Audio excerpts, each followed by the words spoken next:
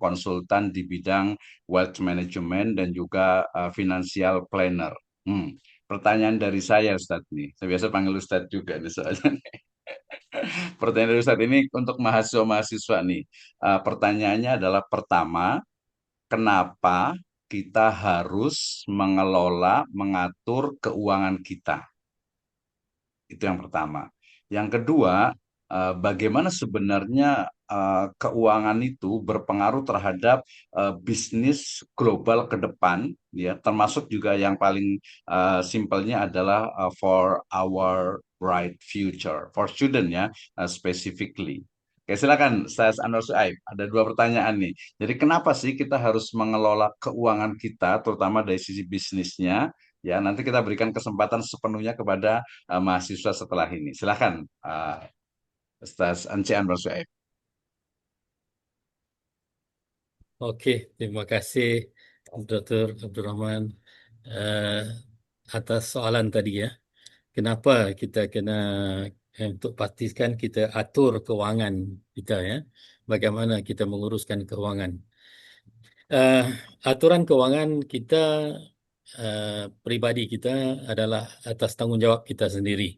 Jadi kalau kita tak bisa untuk mengatur keuangan kita dengan baik, tak mungkin dapat kita salahkan orang lain ya. Kita mestilah tugasannya itu adalah tugasan mengatur keuangan pribadi kita adalah atas tanggungjawab kita sendiri. Jadi bagaimana kalau kita ingin memastikan bahawa masa hadapan kita hari ini saya mungkin muda, esok hari saya mungkin tua ya. Macam saya sudah ada cucu, sudah ada anak, saya pun sudah ada anak. Jadi I'm a grandpa now. So maybe the student who are today in the class, maybe some are still young. Yeah? For the one that at my age will understand the situation. So for the one that are still young, they must prepare for themselves for their future. We discussed today about the health. We discussed today about our faith, which is Islam. And we discussed today about business. Yeah? And there are three items that in front of us today that we want to discuss and how these three items are interconnected. Ya. Ketiga-tiganya bersaling kait kan, bersaling bergantung kepada satu sama lain. Tetapi kita katakan yang utamanya ataupun tunjangnya, the core part or the basics of it is our faith, which is Islam. And from there on, then only it will go into other branch of it, maybe, means to say that from the Islamic perspective, whether this business can be done or not. From Islamic perspective, whether this investment we can do or not. From Islamic perspective, whether these things we can do or not. For example, we need to plan for our retirement. Yeah. So when we retire one day, yeah, maybe today we are at the 20s, etc., or 30s maybe. Yeah. So when we retire, we will need to spend money. Because why? Like we discussed earlier, that now people live longer.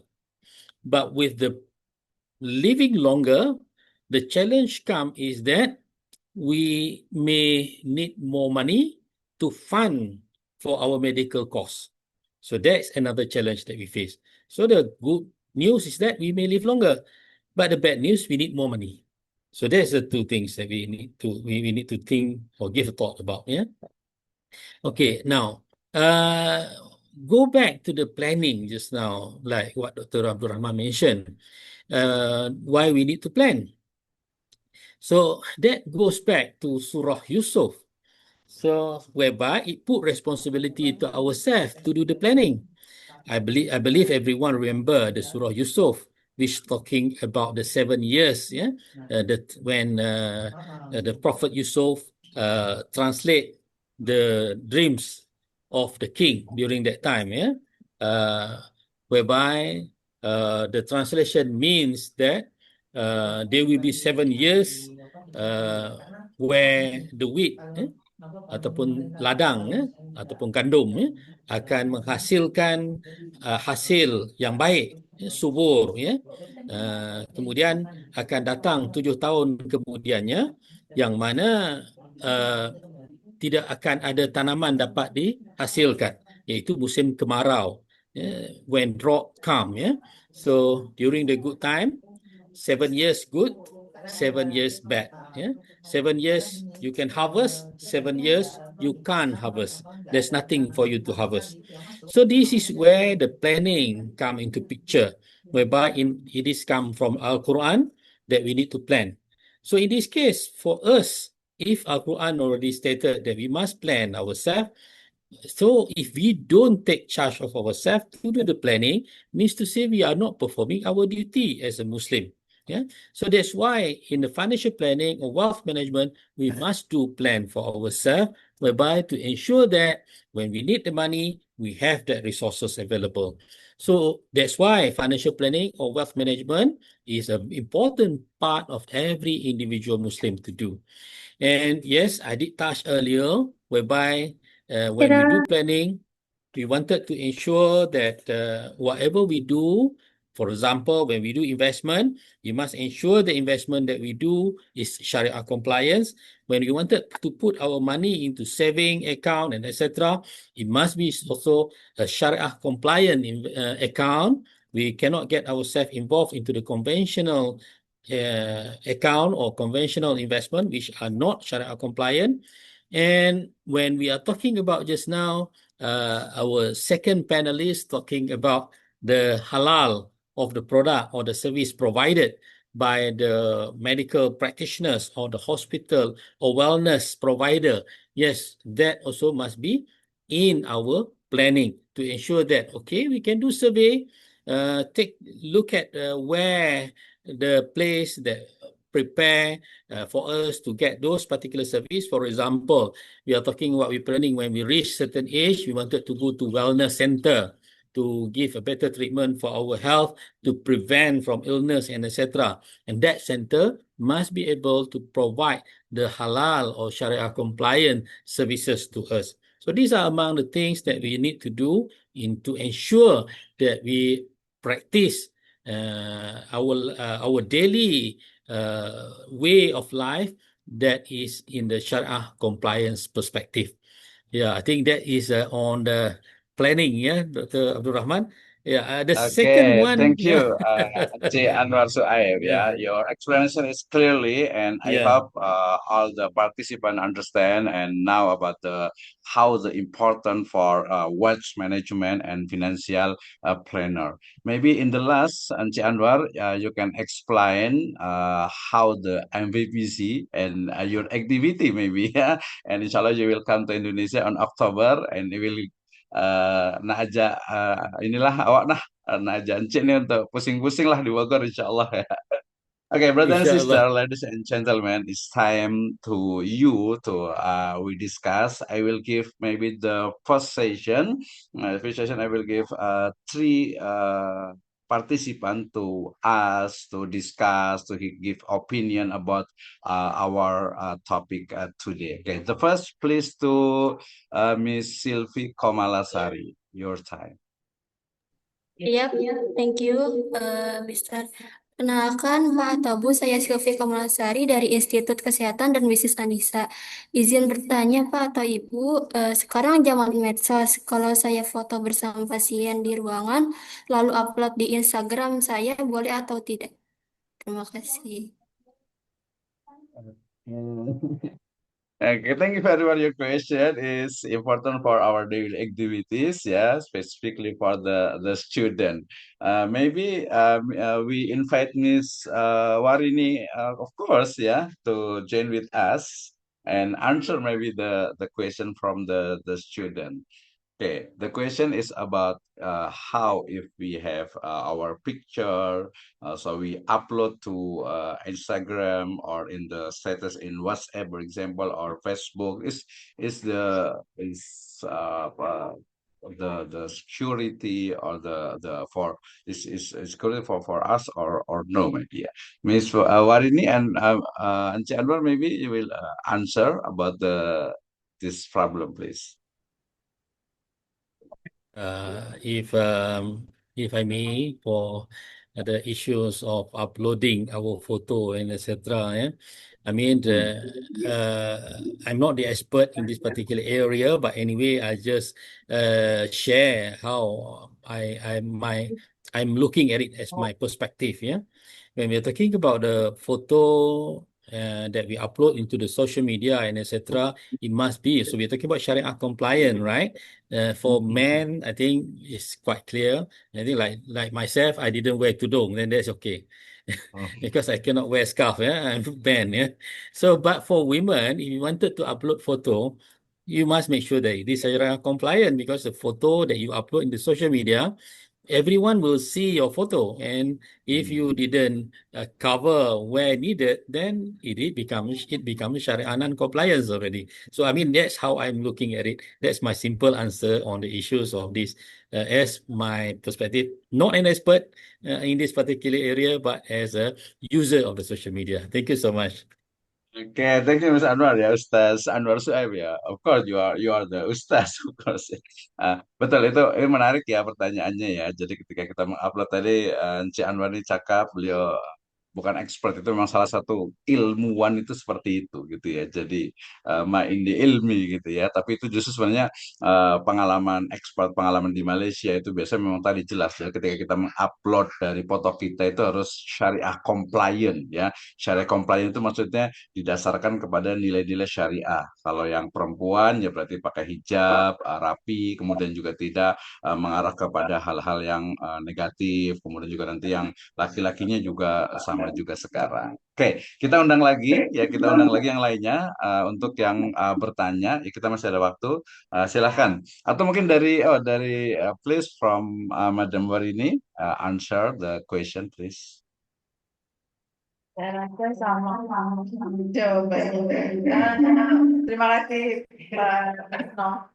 Ini kembali lagi untuk etika, bagaimana nanti tadi katanya bagaimana apakah diizinkan ketika mengupload foto gitu, kembali lagi ke konteksnya. Kalau memang seperti yang Bapak sampaikan bahwa syariah itu pertama yang harus diperhatikan, kemudian seizin pasien di mana untuk penguploadan ini bukan foto yang berhubungan dengan kondisi kesehatannya.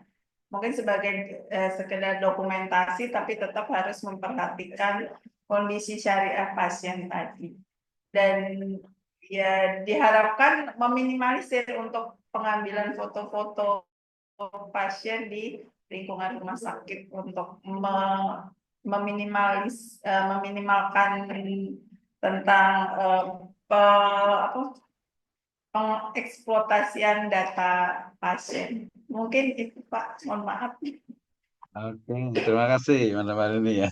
Terima kasih, ini agak terlempar dikit nih ininya nih.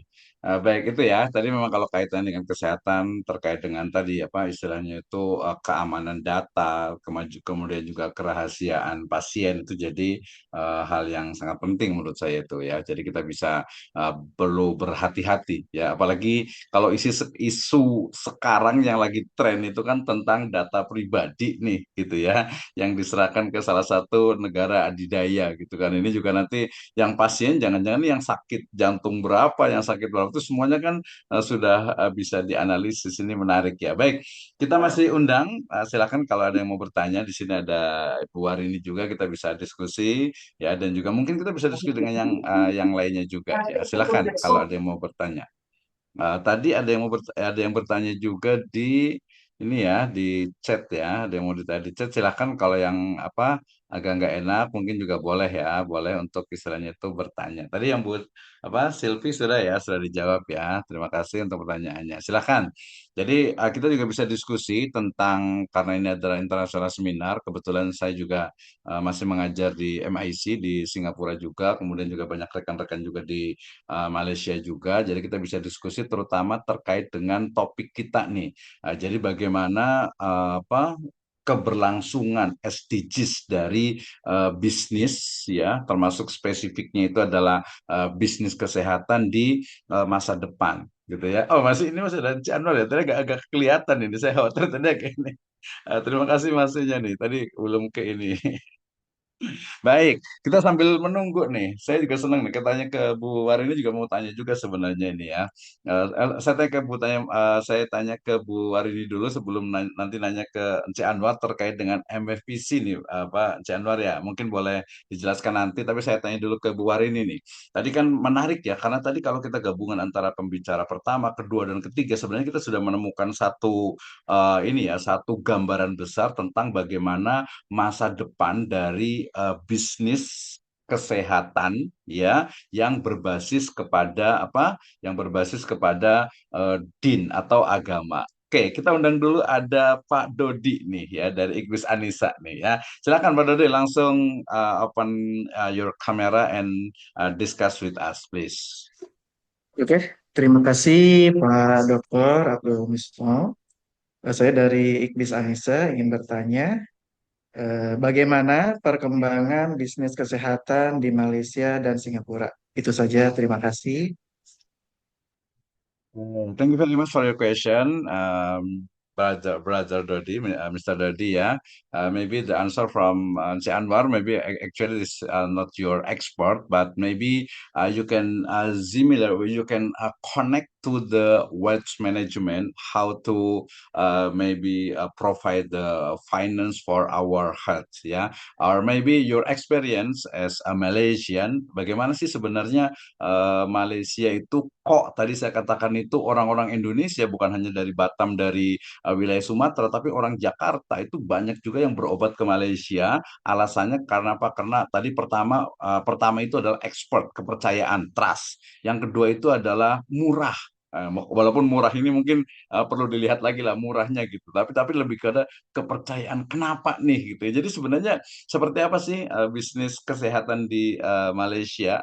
Dan juga mungkin kemarin juga baru dua tiga kemarin juga baru dari Singapura juga ya, Encik Anwar ya. Silakan Encik Anwar, please. Baik, terima kasih Pak Dodi ya soalan tadi ya. Kalau kita melihat dari sudut eh, bisnes kesihatan ya di Malaysia, apa yang antara yang kalau tarikannya betul seperti yang Dr. Abdul Rahman Misno maksudkan tadi ya, iaitu kosnya murah dan juga kepercayaan tadi ya. Tetapi pada saya lebih pentingnya saya rasa kepercayaan itu ya, kepercayaan kepada uh, nilai perkhidmatan yang diberikan ya. Uh, saya juga mungkin saya dan isteri dan ahli keluarga juga ada mendapatkan perkhidmatan daripada kesihatan di Malaysia ya. Uh, dari apabila saya mendapatkan perkhidmatan kesihatan di Malaysia, biasanya kita akan melalui proses ya.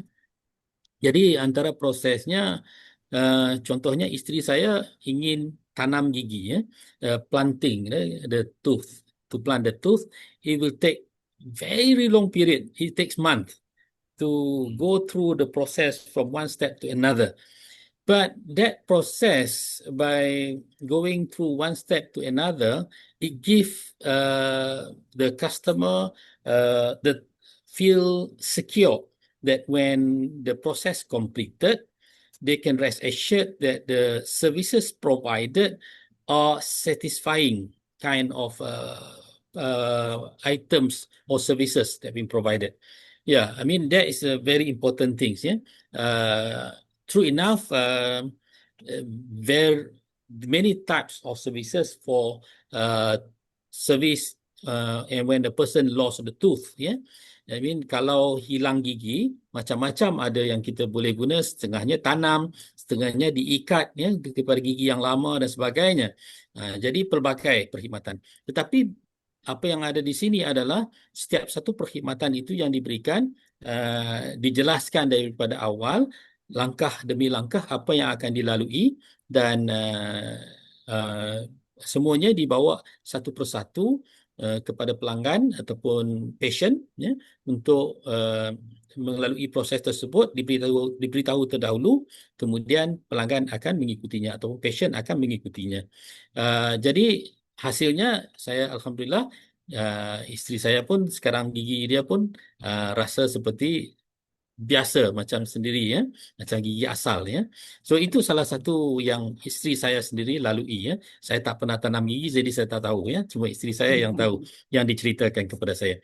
Tetapi apa yang saya nak pastikan di sini adalah kepercayaan dalam perkhidmatan yang ditawarkan ya. Itu adalah salah satu asas kenapa dari apa yang saya fahami ya, daripada pelanggan ataupun pasien yang mendapatkan perkhidmatan adalah dasar yang utamanya adalah kepercayaan. Kemudian yang keduanya adalah kos ataupun harga ya, murah daripada lain tempat ya. Jadi itu yang biasanya kenapa uh, orang ramai ataupun pelanggan-pelanggan datang ke pusat kesihatan ataupun hospital yang berada di Malaysia ya. Jadi itu antara yang perkhidmatan. Tetapi saya rasa juga perkara ini bukan hanya di Malaysia, di mana-mana pun ya. Begitu juga tadi kalau kita katakan di Singapura dan juga di Indonesia. Cuma mungkin kenapa ramai orang suka datang ke Malaysia daripada Indonesia, salah satu tarikannya macam yang Dr. Abdul Rahman cakap tadi, harga dia murah. Harganya murah, mungkin itu. Tapi sekarang kena hati-hatilah sebab eh, harga kos perubatan ataupun ubat-ubatan pun sekarang banyak sudah meningkat ya. Dan pihak pihak hospital di Malaysia pun sedang melihat untuk menaikkan kos ya. Jadi mungkin itu akan menjadi satu perkara yang berubah di masa depan. Saya tak pasti ya, itu ya.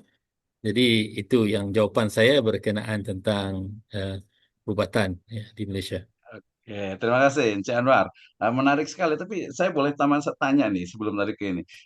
Mungkin ini ya, correlation between health, business, and insurance and wealth management. Jadi ada nggak hubungan antara, karena ini kaitannya kan dengan bisnis kesehatan. Bisnis kesehatan itu kan tadi fokusnya itu adalah customer itu adalah pasien. Nah, pasien itu kan nanti ke uang, money gitu ya. Nah, pertanyaannya kira-kira apa? Bagaimana korelasi antara wealth management, financial planner, kemudian kesehatan, kemudian apa kesehatan personal, kemudian juga dari bisnis kesehatannya nih.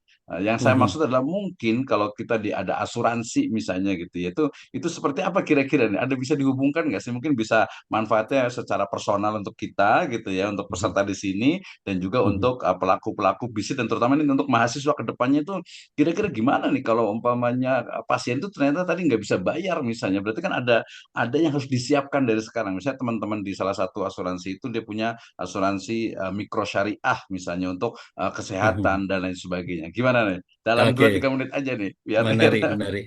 Baik, jadi bila melihat di situ itu di Malaysia sekarang kita kalau yang siapa sudah kenal MIFC atau dinamakan sebagai Malaysian Islamic Financial Center, yang mana dulunya di bawah Central Bank of Malaysia, Bank Negara Malaysia, tapi sekarangnya kita dah wujudkan MIFC 2.0 kita katakan. Jadi MIFC 2.0 dia panggil MIFC Leadership Council ataupun singkatannya MLC. Dikepalai oleh Bank Negara dan juga Suruhanjaya Security, Securities Commission of Malaysia and Central Bank of Malaysia. So the drive for this MLC is now no more focused on Islamic finance. Now the drive of MLC is more to focus on Islamic economy. So when we said about Islamic economy, it is a broader oversight of how Islam can empower the Malaysian economy and also global economy. So how are we going to take it inside? So that goes back to the issues of health too. So let me zoom into the health area. Into the health area, for example, let's say a person who are individual, and then when he wanted to go to the government hospital or clinics, so he will need to queue to get treated by the doctors. And normally he will need to wait long hours and etc. to get the treatment done to them. So one of the opportunity or choices that the person has is to have their insurance or takaful or Syariah Asuransi Syariah to ensure that when they go to the clinic or hospital, the bill will be covered by the Syariah Asuransi Syariah or Takaful, so that they don't need to fork out the money from their own pocket, but it is being paid for by the provider or financial institution. So by doing so, they will be able just to manage their finance better. Because why? When we're talking about managing personal finance, we got to have our emergency money to ensure that when we need the money, let's say, for example, we need to be treated in hospital and etc., there's a money reserved for it. But when we have a takaful or Syariah, Asuransi Syariah, for example, when we need to go to hospital or to get treatment, the takaful or asuransi syariah will pay for this particular cost. So it doesn't take the money from our pocket because we already allocate the contribution that we need to do annually to this particular syariah, asuransi syariah or takaful products. That will take care when we go to hospitals, for example. And for other part, what about the one that maybe after they go to the hospital and etc., and then but they can't afford to go to the government because they are not having the takaful or insurance or asuransi syariah. So what they can do? So this is where the other part, maybe the money from zakat or many contribution from community will be used, or the coming from the government coffer, coming from the government funding. So can be in such also. So there are many ways of looking at it to get treatment.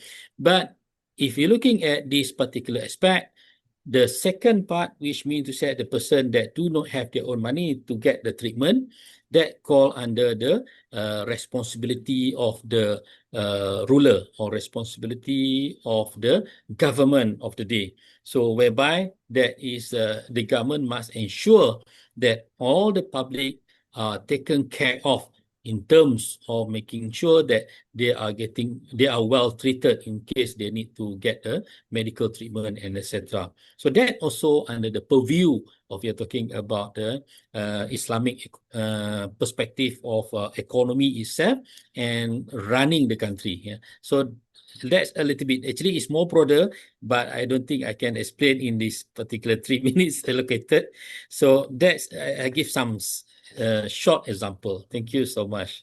Yeah. Okay, thank you very much, Encik Anwar Sueb. Yeah, I hope all participants understand and know about his explanation, because I think I think this the new issue about Indonesia. Like before this, the second speaker, Dr. Saiful Amin, said that in Indonesia, for example, in clinic and hospital, for the needy people, for the poor people, yeah, actually we have BPJS. Yeah, we have BPJS, but it's a problem about the services, I think ya. Itu tadi ada isu baru terkait dengan sebenarnya bagaimana nih masalah-masalah yang dihadapi dengan klinik. Dan ini mudah-mudahan juga bermanfaat untuk teman-teman yang ada di administrasi rumah sakit, kemudian juga di manajemen juga. Itu jadi hal penting juga nih. Oke, kita undang dulu teman-teman semuanya ya. Mahasiswa silakan ada yang mau bertanya. Kita masih ada waktu sekitar 15 menit. Nanti kita mohon last terakhir ya, closing remarknya dari Encik Anwar terkait dengan MFVC beliau ini, for your information, FYI gitu ya. Beliau ini bukan orang sembarangan nih, orang luar biasa sekali. Ya nanti kalau datang ke ini, mungkin nanti bisa boleh jelaskan juga tentang VKA. VKA itu saya ingatnya adalah Very Kind Anwar. Saya ingatnya itu aja tuh.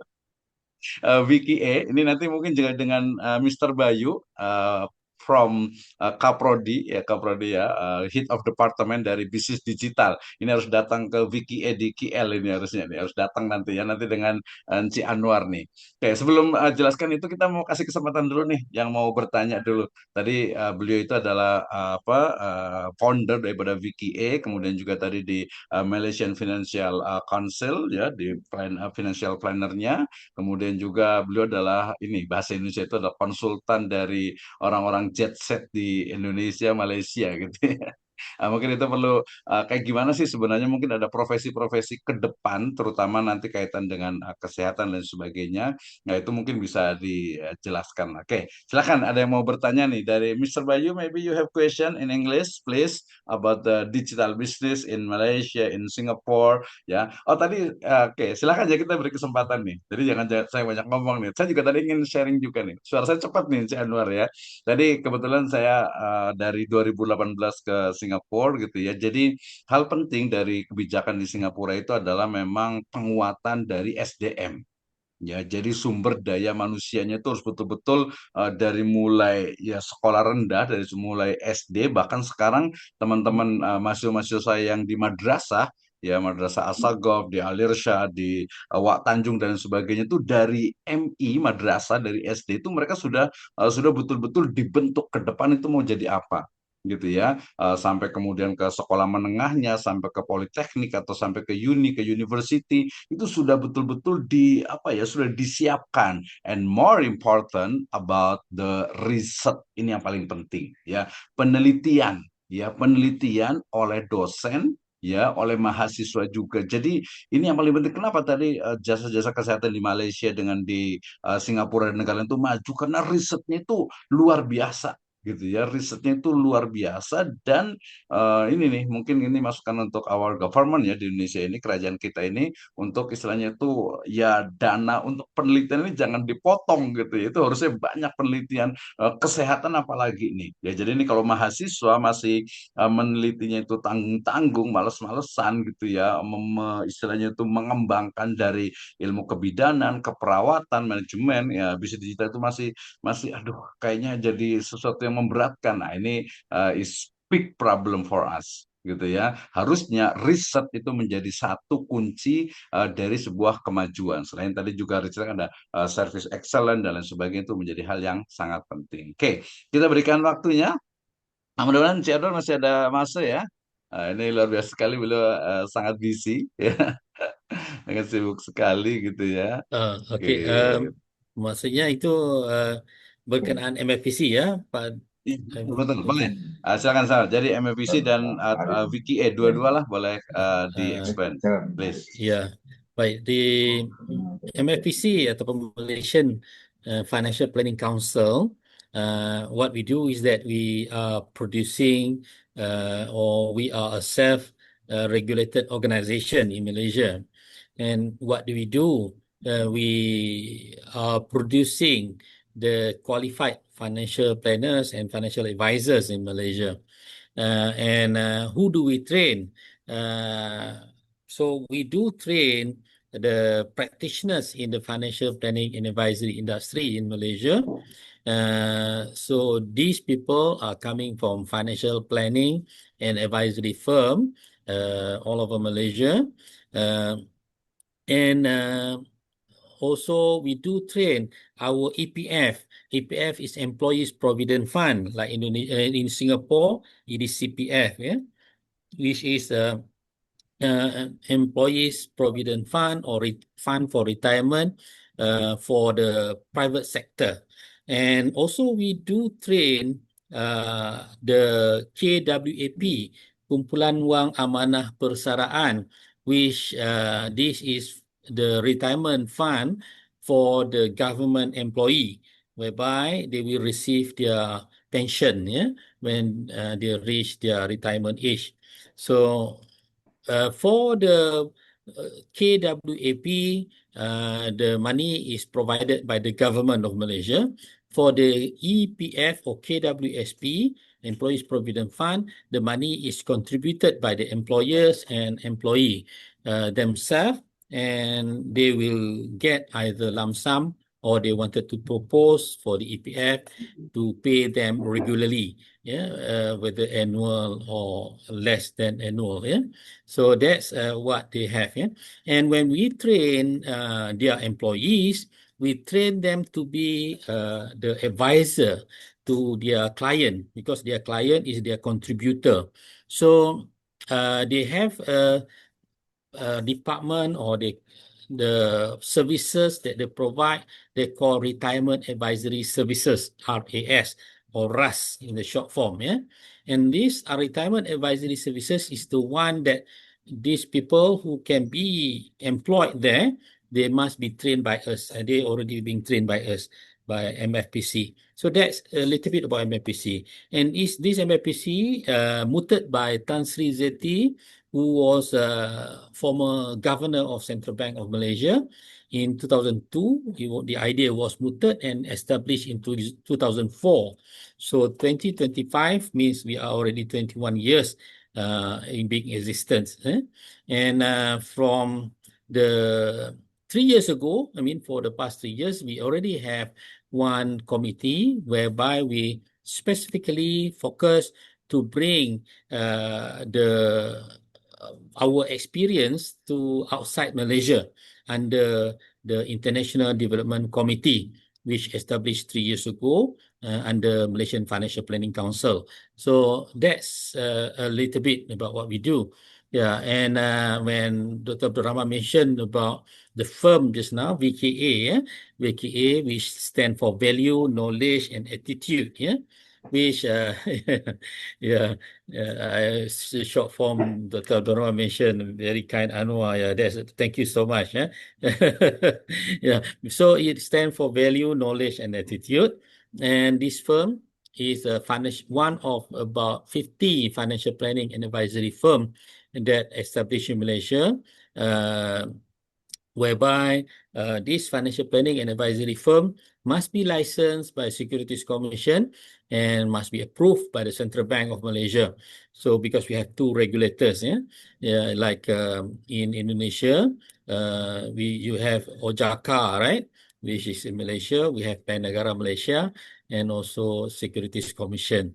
Yeah, so that's what MFPC been doing. At the same time, we do work together with Financial Education Network, which is led by also Bank Negara and Securities Commission, whereby the purpose is to educate the public, to create awareness among the public.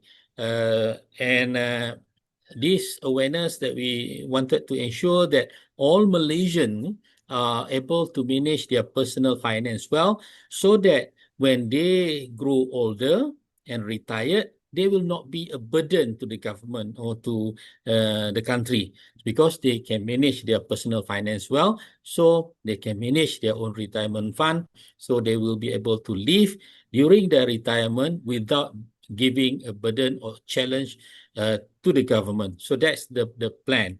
When come to whether in reality it will come or not, that one is for us to see in the future, but at least this is an effort that been put into the system so that we are able to get ourselves prepared for our future, whereby we already plan that we will have more people that age 60 and above that need to take care on their own, take care of their own health, take care of their own personal consumption and everything on their own. So this is the challenge that I believe not only Malaysia, Indonesia do face, and Singapore also do face this challenge. But the clear things for us to see, I think Singapore, we can see how if people from old age also are there, and what kind of work being provided to them, and etc. I mean, good case study that I believe Malaysia and Indonesia, we can study from the Singapore experience too, and whether to apply to our own country or not, that's another things that we get to give thought lah. So I believe that's the sharing about the MIPC and the firm in Malaysia. So inshallah, if you want, I mean, when I'm in Indonesia in October, inshallah, Dr. Insyaallah. Abdul Rahman, we can meet up, inshallah. Thank you. Oke, insyaallah kita ajak pusing-pusing ya, si Anwar ya. Okay, for your information, actually IKBIS is the university based or start from the hospital, Anissa Hospital in Bogor. Actually in Malaysia, like UTM in Malacca, for example, Industrial University actually, Industrial University. I think this is Madam Rahmayanti ya, ada direktur, that is the Industrial University. Jadi kita betul-betul berangkat dari satu industri, kemudian kita mencoba mengembangkan. Tapi di sini ada bukan hanya kesehatan, tapi juga ada bisnisnya. Jadi ada ilmu manajemen, ada administrasi rumah sakit, kemudian juga ada bisnis digital. Nah, ini sepertinya nanti ini nih kita bisa kolaborasi. Oke, the last question from me. Jadi apa nih yang kita boleh collaborate between Iqbis, Sirajul Falah, and Vicky or MUBC atau di Malaysia, apa nih kira-kira nih yang bisa kita kerjasamakan nih, Anci Anwar, atau mungkin dari my rector nih, Madam Rahmayanti, please, you have a question maybe, mau ngobrol-ngobrol mungkin nanti kalau itu bisa kita minta tanda tangan MOU di ICE, di BSD ya insya Allah. Tapi insya Allah nanti kita akan datang ke ICE, ke BSD, ke Tangerang. Kemudian mungkin bila ada masa saya bawa ke Bogor lah, Bogor Tangerang tak jauh sangat, dekat-dekat aja. Bolehlah ya, Insya Anwar ya boleh agendakan.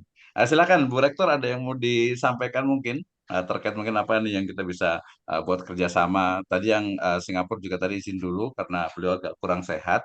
Insya Allah juga di sana juga banyak ini juga yang kita bisa kerjasama. Karena tadi Pak Encik Anwar, jadi ini kan kampus Iqbis ini berangkatnya itu kan dari dari rumah sakit, hospital. Jadi hospital, apa tuh artinya? Hospital lah ya, rumah sakit. Kemudian dari rumah sakit ini ada D3 diplom untuk keperawatan, nurse ya. Kemudian juga ada kebidanan, kemudian ada sekarang baru ada bisnis manajemen. Jadi campur dua bidang lah bisnis. Makanya jadi fokus ke bisnis kesehatan. Nah, gitu ya. Jadi di bisnis kesehatan saya rasa tadi kalau kaitannya dengan financial planner, saya rasa itu tadi ada asuransi dan sebagainya itu jadi hal yang penting karena ada beberapa klinik itu yang BPJS itu juga menjadi bagian dari income-nya. Nah, bagi mahasiswa tentu saja ini harus paham bagaimana ke depannya nih yang kuliah di keperawatan, yang di kebidanan, apalagi terutama yang di manajemen, di administrasi rumah sakit dan juga di bisnis digital ini harus paham nih. Ya misalnya tadi profesinya si Anwar ini nggak mungkin tidak terbayangkan di Indonesia ini mungkin nggak terlalu banyak karena financial planner kemudian wealth management itu cuma ada di UI, UI ya kemudian ada juga di Taskia ada beberapa itu nggak ini mungkin karena orang kayanya dikit kali ya gitu. Jadi orang kayaknya dikit gitu. Jadi mungkin kalau saya pernah ngikuti beberapa kali, saya pernah buat beberapa training nih si Anwar nih. Mereka selalu ada pertanyaan, Pak, gimana mau ngatur keuangan orang uangnya nggak ada, uangnya sedikit gitu. Nah, saya bilang justru itu karena uangnya sedikit, makanya harus diatur, ya harus dikelola dengan baik. Betul nggak, Januar nih? Betul tak? Betul, betul, betul. Betul ya. Oke, baik. Ini kayaknya MC-nya udah nggak sabar, tapi mesti terakhir lah ya, 2 menit Cik Anwar nih untuk mungkin ini pesan ya, pesan untuk pelajar-pelajar kita, pelajar ya mahasiswa. Pesan untuk mahasiswa kita nih, adik-adik kita nih, yang ada sekitar di sini ada sekitar 96 orang ini mahasiswa. Pesannya untuk bagaimana bisa mendapatkan, bisa memperoleh masa depan yang cemerlang. Bahasa Malaysia nih cemerlang nih ya. Bagaimana nih pesannya nih supaya nanti kita boleh kita viralkan nih videonya nih dalam 2-3 menit cara nih pesan bagi mahasiswa untuk meraih masa depan yang cemerlang dan gemilang. Silakan sebagai closing remark, please. Okay, thank you, Dr. Abdul Rahman. Yeah, when we're talking about being a student, yes, we are yet to earn an income. We are yet to earn the salary. We are consuming for the time being. So, but anyway, I believe we do receive funding or whereby our parents may be funding our study. Maybe we receive scholarship that funding our study or any other sources that funding our study right now. And when I was studying, I do receive scholarship too. When the money from scholarship that I received, I kept. So when I accumulate those money and I invest into purchasing, because my time it was during the 80s, yeah, during the 80s. Now it's already 2024. It's far, far too long ago. I mean, so how many years already we're talking about? Yeah. So that's what I did during that time. I don't have I mean, SLR camera was something not many people have during that time. And during that time, we don't have digital camera like today. So during my study, I didn't spend my scholarship money that being kept in cash because the place that I study, they provide food and etc. So I don't need to go outside to buy anything. So that money I kept and I used when I completed the study from that particular place. So I purchased SLR camera. And with that SLR camera, I do snap photo at the matriculation center, where there are 4 universities matriculation center in one place. So I'm the person who take photo for them, and I sold them those photo. So I make money from that business. So that's how I start doing business. But actually, if you look at it, how I start my business is even from when I was 7 or 8 years old. Below 10 years, I already started business. Because when I go to school, the teacher teaches me how to plant chili, bendi, and all those things. So when I go home, I start planting them and I sell to the nearest shop, nearest convenience shop, and I make money from that. So that's how I learned about business, And even until today, I always running the business. True enough, my business is consultancy right now or advisory work, which in the area of finance or wealth management, since 1990 until now, 35 years ago. So, so if you look at it as a student, that means you don't need to wait until you start work to start saving your money. You can start save your money from now. Whatever money you can save from now on. And that money, you got to think when you want to invest later. So how are you going to invest? You must invest into something that can generate better revenue for you.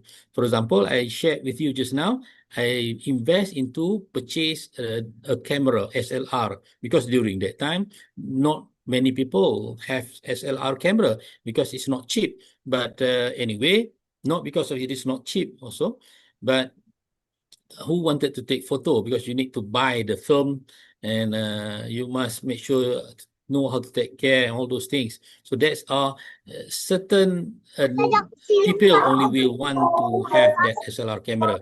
But for me, I use that as a business and I generate income from that. And furthermore, when I started work also, I started work in the area as a broker in 1990, whereby my income is coming from not a salary, but it's coming from a kind like fee or a commission. So that's how my career are. So when we're talking about the experience in salary, I can't share much because I never earn salary. So because I never been under payroll during my lifetime until now. So I can't share because it is not fair for me to share something that I myself didn't go through. So my life from day one until now, all about business. So when we're talking about business, inshallah, yes, I can share. But when talking about payroll or salaried life, I'm unable to share because I myself not under payroll or salaried life. But managing resources is very important.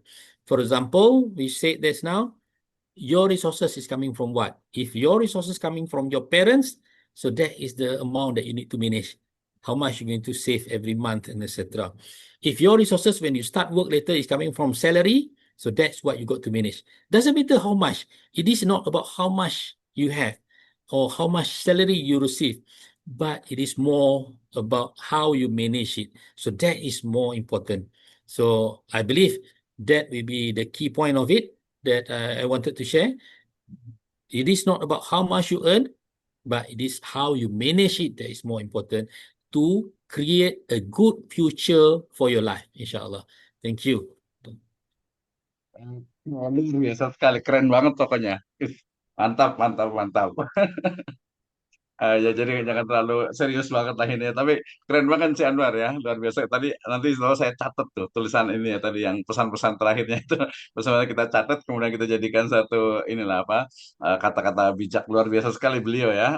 Saya sempat satu hari bersama beliau itu kesannya itu istimewa dan luar biasa sekali ya. Mudah-mudahan nanti terutama ini mahasiswa yang di prodi manajemen dan bisnis administrasi ini nanti mungkin nih ya kalau si Anwar nanti ada masa mungkin kita undang ke Bogor supaya kita bisa ke kampus lah suka datang biar ngobrol langsung walaupun hanya 30 menit gitu ya. Nanti insya Allah nanti saya bawa kereta lah dari Bogor tapi susah kalau di Indonesia bawa kereta panjang keretanya soalnya itu ya. Jadi bawa mobil Siap, aja Prof, ya jangan siap. kereta. Iya, bawa mobil aja. Kita bawa car ya. Insya Allah kita jemput di ini ya. Baik, terima kasih Ibu Nurul sekalian, ladies and gentlemen, luar biasa sekali. Tasanjuang bana ke orang awak tuh ya. Tersanjung sekali saya bisa di sini, bisa memoderatori. Tadi ada Madam Warini juga, terima kasih. Ada Enci Anwar Soeb yang luar biasa. Sebelumnya ada Dr.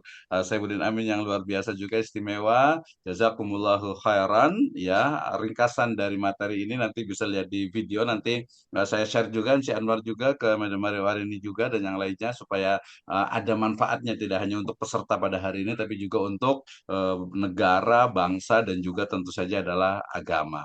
Demikian wallahu alam bisawab wabillahi taufik wal hidayah. Wassalamualaikum warahmatullahi wabarakatuh. Waalaikumsalam. Waalaikumsalam warahmatullahi Kembalikan wabarakatuh. ke MC ya, silahkan, mangga. Tur nuhun Bapak Dr. Misno. Baik, ladies and gentlemen, we have now reached the end of today's international webinar. On behalf of the organizing committee, we extend our deepest gratitude to all the speakers and participants for your active engagement and support. We hope today's session has provided meaningful insights and inspiration for building a future grounded in faith, ethics, and also collective well-being. Mohon izin Bapak Ibu, may I present some pantun maybe, as well as Madam Please. Warini. Oke. Burung merpati terbang rendah, hinggap Cakep. manja, thank you. Hinggap manja di ranting cemara. Cakep. Acara kita berakhir sudah. Salam hangat dan sampai jumpa. Thank you for being with us today. Wallahu wal muwafiq ila aqwamit thoriq. Assalamualaikum warahmatullahi wabarakatuh. See you in our next Waalaikumsalam warahmatullahi wabarakatuh. Terima kasih. Encik Anwar luar biasa sekali. Thank you very much. MC kita luar biasa juga. Terima kasih. Ditunggu ya Encik Anwar ya di Indonesia. InsyaAllah, insyaAllah. Terima kasih Assalamualaikum Pak Bayu warahmatullahi juga, wabarakatuh. Bu Rektor juga, terima kasih banyak nih, on time lah insya Allah ya. Nanti yang pertanyaan tadi yang belum dijawab nanti boleh saya share inilah, saya ini kan sudah jawab pakai ini chat aja ya. Tadi agak lambat terakhir itu ya dari Siska Herawati dengan dari siapa satu lagi ya, satu lagi yang dari Rachel Berliana ya. Oke, terima kasih semuanya. Silahkan.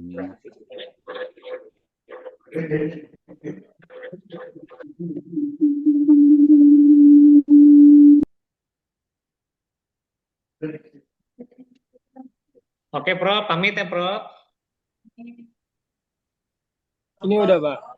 Terima kasih. Terima kasih banyak. Terima Oke, kasih, semuanya Bapak, Ibu. terima kasih Pak Dodi. Luar Ya, biasa. sama-sama. Main ke Sipa, Pak Bayu juga gitu ya. Nanti rekamannya saya share insya Allah.